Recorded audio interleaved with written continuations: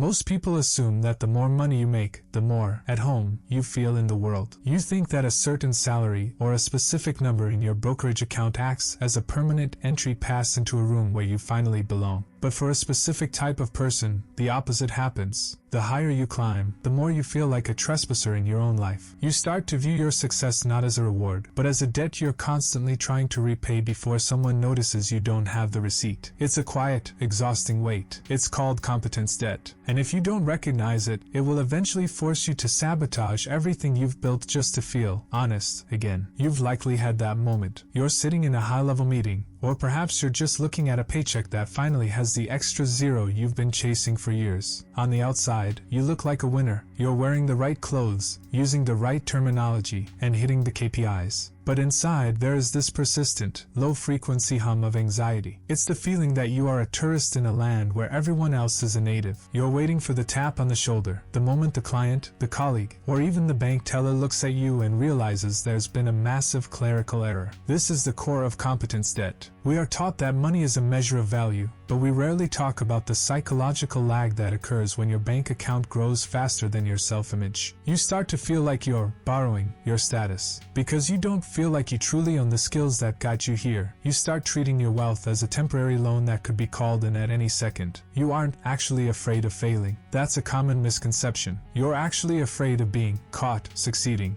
You feel like a thief who accidentally stole a life meant for someone more sophisticated than you. To compensate, you overperform. You're the first one in and the last one out, not because of ambition, but because you're trying to buy your way out of the guilt of feeling lucky. You're building a prison out of your own achievements, and the scariest part is, the doors only lock from the inside. To understand why this happens, we have to look at a biological lag I call identity anchoring. Your brain is essentially a survival machine that hates sudden changes in terrain. If you spent the first 20 or 30 years of your life navigating a world where money was scarce, or even just adequate, your subconscious built a map of who you are based on those constraints. You became an expert at being the underdog, the striver, or the budgeter. That version of you is safe because it is familiar. Now suddenly, the landscape has changed. You've moved into a higher tax bracket, or you've secured a contract that changes your trajectory. But your brain hasn't updated the map. It still sees you as the underdog. So, when it looks at your new bank balance or your new professional title, it doesn't see success. It sees a glitch. It assumes that you've somehow tricked the system and that, eventually, the universe will come to collect the difference between who you actually are and who you are pretending to be. That difference is your competence debt. Here is the first micro shock. For many high achievers, the harder they work, the heavier this debt becomes. You think that more work would prove you belong, but in your mind, it's the opposite. You start to believe that your success is only being maintained by an unsustainable level of masking. You aren't working to get ahead anymore. You're working to keep the mask from slipping. You become what I call a performance martyr. You take on the extra projects, you refuse to delegate, and you obsess over every email because you're terrified that if you relax for even a second, the real you will be exposed, the one who doesn't know what they're doing. If these psychological deep dives are helping you make sense of your own path, you might want to stick around for future videos. This leads to a mechanism known in behavioral economics as status incongruity. When your external reality, your wealth, doesn't match your internal reality, your self-worth, you experience a profound sense of cognitive dissonance. This is why you might find yourself self-sabotaging. Have you ever finally hit a big financial goal, only to immediately make a reckless investment or start spending on things you don't even like? That isn't a lack of discipline. It's your brain trying to realign your bank account with your low self-image. It's trying to get rid of the money so you can go back to being the striver you're comfortable being. It wants to go back to the world where you didn't owe anyone an explanation for your success. The most dangerous part of competence debt is that it turns your biggest assets into psychological liabilities. Your intelligence becomes cleverness. Your network becomes people I'm tricking. Your savings become stolen goods. You start to view every luxury or convenience as a piece of evidence that could be used against you in the court of public opinion. You aren't living a life. You're managing a crime scene where the only victim is your own peace of mind. But why does this feeling persist even when the numbers keep going up? Why doesn't the debt ever feel paid off? It's because you're trying to pay a psychological debt with physical currency. You're trying to use more money to fix a problem that money actually created. Until you address the identity anchor, keeping you stuck in your old version of yourself, no amount of wealth will ever make you feel like the rightful owner of your own life. You'll just be a very rich person who is constantly looking over their shoulder, waiting for the bill to arrive. The great irony of competence debt is that the very feeling of being an imposter is actually the most honest evidence you have that you are growing. Think about it. If you were truly unqualified, or if you had actually peaked, you wouldn't feel the debt. You'd be arrogant. You'd be complacent. The fact that you feel like a trespasser is proof that you have successfully pushed yourself into a territory that your old self didn't think was possible. The lag you're feeling isn't a sign of a lie. It's the sound of your identity trying to catch up to your reality. The realization that changes everything is this: you don't earn your way out of this feeling by working harder. You earn your way out by accepting that belonging is a myth. No one in that high-level meeting or that exclusive neighborhood actually feels like a native. They are all just further along in the process of pretending until the pretense becomes their new baseline. You've been stuck because you've been waiting for a feeling of permission that is never going to come from the outside. You've been treating your success like a debt to be repaid to some invisible authority, when in reality, the only person you're indebted to is the past version of yourself who took the risks to get you here. You don't need to pay back the debt, you need to forgive it. You have to realize that the striver who got you to this point is no longer the person required to lead you to the next one. That old version of you served their purpose. They survived the scarcity. But by clinging to that underdog identity, you are effectively haunting your own house. The clarity comes when you stop trying to prove you belong and start realizing that the room changed the moment you walked into it. You aren't a tourist in this new life. You are the architect. And the only thing making the ceiling feel low is the fact that you're still trying to stand up straight while carrying the weight of a person you no longer are.